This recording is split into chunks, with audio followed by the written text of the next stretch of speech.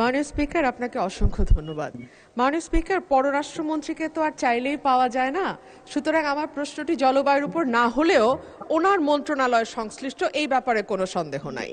মাননীয় স্পিকার, আপনার মাধ্যমে মাননীয় পররাষ্ট্রমন্ত্রীর কাছে আমি জানতে চাইছি, সৌদি আরবিয়া, টার্কি এবং পাকিস্তানকে মিলে যেই মক্কা প্যাক্ট 7ই অগস্ট 2026 সাইন হয়েছে, ম্যালর্ড, মাননীয় মন্ত্রী কি বলবেন যে এখানে বাংলাদেশের সুবিধাটা কি হবে এই প্যাক্টে যুক্ত হলে, বা বাংলাদেশ এই প্যাক্ট থেকে কি পেতে যাচ্ছে?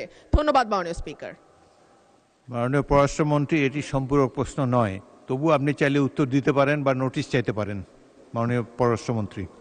মাননীয় স্পিকার, আমি আপনাকে আবারও ধন্যবাদ জানাচ্ছি এবং আমাদের সংসদ সদস্য মিস রুমিন ফারহানাকে একটি গুরুত্বপূর্ণ প্রশ্ন উত্থাপনের জন্য ধন্যবাদ দিচ্ছি। এই প্যাক্ট 3টি দেশের ভেতরে হয়েছে। আমরা এতে এই প্যাক্টটিকে ইতিবাচক হিসেবে দেখছি।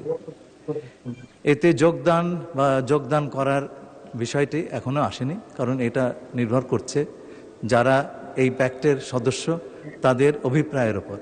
তারা যদি অভিপ্রায় প্রকাশ করেন বাংলাদেশকে এই প্যাক্টে নেবার জন্যে, তাহলে পরে আমরা নিশ্চয়ই সেটা ইতিবাচকভাবে বিবেচনা করব।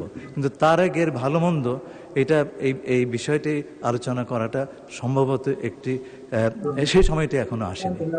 আমরা নিশ্চয়ই এই সমস্ত বিষয় বিবেচনায় রাখব।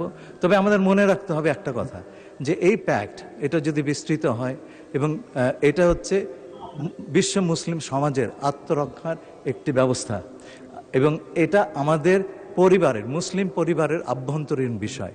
সুতরাং এইটা নিয়ে কারো অন্যান্যদের উদ্বেগের কোনো অবকাশ নাই।